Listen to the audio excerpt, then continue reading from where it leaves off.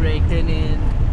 Welcome to part 2 of my W123 video. As you guys remember, in part 1 I was talking more of the exterior of the car and the interior, and I was supposed to drive it at the end, but then it decided to fail on me. There was a little fuel leak which was worrying, but my dad got it fixed after that. Turns out the fuel line hose was slightly loose, so we had that tightened, and apparently there is an issue with these old cars, where not all old cars, this one specifically, where if you don't start it for more than a couple of days, especially if the car is in the hot sun, pressure tends to build up in the fuel tank and it pushes harder when you start it up, so it can find out a leak even more, like it can cause it a bit more. I'm not sure if this is something that happens to our other cars as well, but the mechanic did tell us that this is something common. And if you know you've left the car out in the sun and haven't started it up in a couple of days, what you do before you start it up is you open the fuel tank and you just leave it open for a while, let the pressure come out. That's what he said, and then it should be fine. But since in our case the fuel line itself was a little bit loose, so that just sped up the leaking process lah. So anyway, we'll get on with part 2, which is driving the car. Little reminder again, this is the 200 model with the white engine. So you got a 2-litre carburetor engine, about 100 horsepower when it was new. Definitely a lot less than now. My dad inside there is his car, so he's been making sure that the car drives well and all that. I told him, I'm sorry, but I'm not going to be overly polite about the car. I'm going to be honest about it, which sometimes does worry him, because I tend to be too honest about cars and he gets heartbroken. But let's get on with the drive. Ever since the last video, he actually managed to fix the power window, so it goes up and down. Yes, which with today's weather, thank God, it looks like it's going to start raining in a while. Alright, so let's get this fella on a drive. So okay, important thing about this gearbox is the fact that reverse gear is upwards, away and behind. Is it in? Yeah, okay, for this car, since it has a reverse camera, that's the best way I know, like this thing starts to light up. There's no reverse sensor, there's no beep, so then you back it up. Yes, something to get used to a bit lah, because a lot of other cars, I mean obviously it's not behind and away. So then you put it into first, which is the usual, and then you begin rolling. Okay, first off, what I realized the most is the fact, let me wind up the windows for a bit lah. I'm scared the outside noise comes in. Is it going up? Yes, it's going up. Yay! You can turn on the aircon if it doesn't make too much noise. Okay, it's fine. Alright, so on first impression, the first thing I feel is the fact that the throttle is extremely lazy. Yeah, it's a very chilled out kind of throttle feeling lah. No matter how hard it's a lot more of a laid back kind of car, which suits the reason Mercedes built it lah. Like that is their logic for this car anyway, right? It's not supposed to be a hardcore throttle response is everything kind of car. It's about chilling and all that, and for that reason alone it works very well. Secondly, the roads around here are quite crap because somehow the developers here, I think they didn't bother about this. So this road over here, I don't know if you guys can see or not, is actually very bumpy. But for some reason, because when I come in my car, my Satria, the car is hopping all over the place even though she's on stock suspension. But this one is honestly, I barely feel any of the bumps. It's like I'm driving on a different road than what I'm used to over here. It's super smooth and comfortable. That definitely has a lot to do with the fact that, of course, the previous owner did refurbish everything, and that matters a lot. But anyway, since this is how the car by right should have come from factory, we can give Mercedes credit for that lah. Oh yeah, free play in the setting is amazing. I know it's gonna sound like I'm picking faults in the car, but I'm not lah, okay? I'm not. I'm just calling it as it is. And of course, I'm noting that I'm only driving around the Taman, guys. I'm not going to like Ronda or whatever and all. I'm not gonna go meet people and all that. So okay, we got a nice straight road over here, right? I'm not gonna do a pull or whatever, but see I'm still going straight, but I'm turning the wheel at least 1 inch in each direction, so that's not exactly the best for steering response lah. But since most of the time this car is going to spend its life chilling, I think it's okay. 4 gears, which something to get used to. Maybe that is what holds this car back from its top speed, because according to Wikipedia, the top speed is 160. Maybe if it had a 5th gear, it could go more. But with this much of power, I guess no point having up to 5th gear as well, especially with this much weight. Like, it might just pressure the car too much. But good thing is, like, the gearbox also is in very good condition. It's so nice to legit chill in and drive around smoothly and all that. A lot of people have been asking me to try and slide the car and do a handbrake turn and all that. The handbrake is of course over here by hand, which you can see in my old video how it's a bit stupidly designed in my opinion. But I'm not gonna do that because of a couple of reasons. One, this is my dad's manja car, so I'm definitely not gonna try and wreck it. Two, it only has about 90 horsepower and it weighs 1.6 tons and it's not raining, so at least if it's raining I may have a chance to do it. But I do not want to wreck the car lah. I mean, kasihan. And of course, it's old. 40-year-old cars.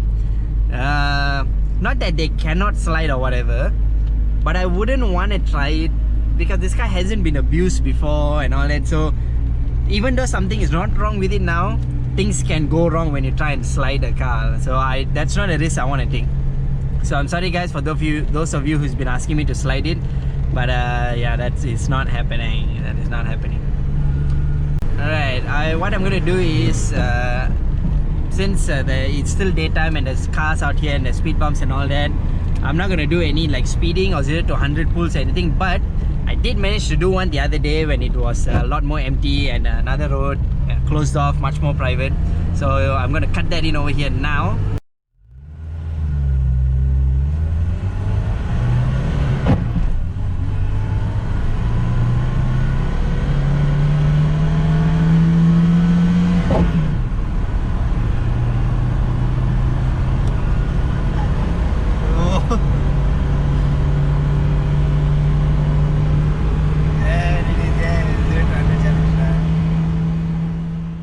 Hope you guys enjoyed that 0 to 100. That was a dizzying 14-15 seconds. I didn't bother timing it, was just super slow. But I mean, who are you gonna blame? It's not about that anyway. The seats again, like even the other day in my previous video, I meant see, I tried to go for 5th gear. It's in my instinct already. Alright, the other day I mentioned that the seats were superbly comfortable, and that was while I was sitting like stationary. Now when I'm driving on these kind of roads, I honestly would love to find out the engineering details the Mercedes engineers went through to make this car like this, because it's like the combination of the suspension and the way the seats soak you in. I barely move around inside here. Like, I move more in my standard Satria, for God's sake. Like, I bounce and float around and all that. Like, this one really soaks everything, and I feel very comfortable. And I get why my dad enjoys the Ipoh to KL drive every week, which he does, because I don't see why I wouldn't do it either. I mean, okay, I actually see why I wouldn't do it, because it's too slow, but you get what I'm saying lah. It's very nice car to chill in. I've been told the audio system works well. I cannot show it to you guys because then I would have some copyright issues with the music going up on YouTube and all that, blah blah blah. So I'm just gonna take my dad's word on it lah. The aircon also works perfectly well. My dad actually told me that the aircon will give off some weird noise and all that it may interrupt the video, but touch wood, it didn't. There's no wood for me to touch here, but it didn't give any of that issue, so yay. When it comes to driving the 123, I don't have much else to give you guys an impression on, because obviously I'm not going to trash it around. It's not fair for me to trash it, and there's no point for me to trash it because that's not what this car is all about.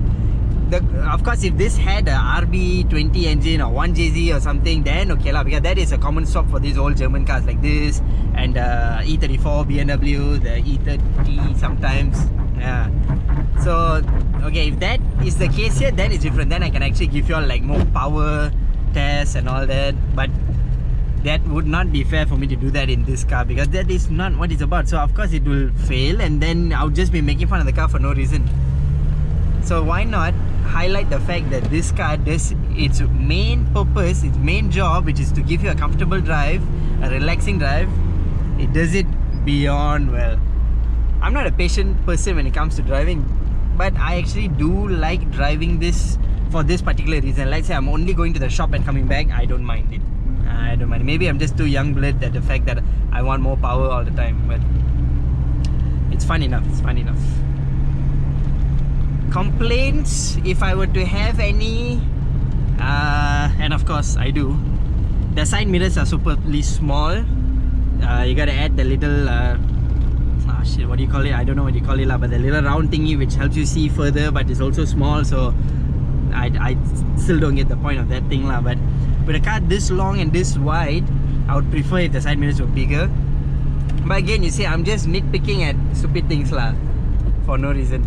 The steering wheel is still something I don't like. It is so huge. Like, let's say I have to keep my legs kangkang like this the whole time when I'm driving, because the steering wheel is that huge. For my leg position to sit this near, I have to keep my legs open. If not, if it's up here, then it's going to be brushing against my thighs. So let's say if I want to make a turn, it's going to be, you know, all messy and all that. That one I don't like.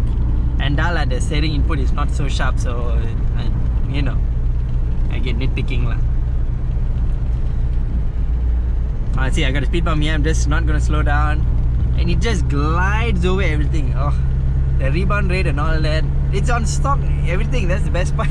It's not like it's set up or whatever. There's no RPM gauge for me to judge what the RPM is sitting at. So the fuel economy, if I'm honest, is not the best. It's not good to be, actually. Yeah, it's not good. It takes my dad about, oh, this one's a biggie. Honestly, that was a bigger bump and I still felt fine. It takes my dad, if I'm not mistaken, the last he told me it was 40-ish ringgit to do a one-way trip from Ipoh to KL.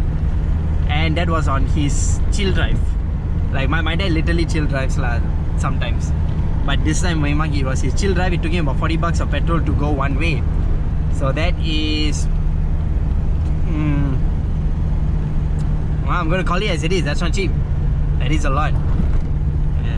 But that's what the consequences, or let's say that's what comes with owning cars like this. You know, you're not buying it for the practicality. You're buying it to lepa. It's a statement. I mean, look, when you look out front, right, you see the huge Mercedes TriStar emblem sticking out nice and big, and then you know what people are looking at. People are looking at this huge silver Mercedes cruising up wide and the huge square lights at the front. I mean, it's about the image. That is what this car is about. It's that super cool image which you can't get with other badges. I have to admit, you can't get it, especially with this era kind of thing. So driving this car is more of a emotional, prideful thing. While you're going on your long journey or whatever, you can always check at the time. Something I'm sure they intended. I wonder if back then the W123 was more of a owner drives the car around, or boss drives a boss plus, or driver drives the boss around kind of thing, because I don't think the real legroom is enough for a boss to sit. But I don't know 40 years back if this was what was considered long or good enough. But I know, I feel this is still like owner drives the car around kind of thing.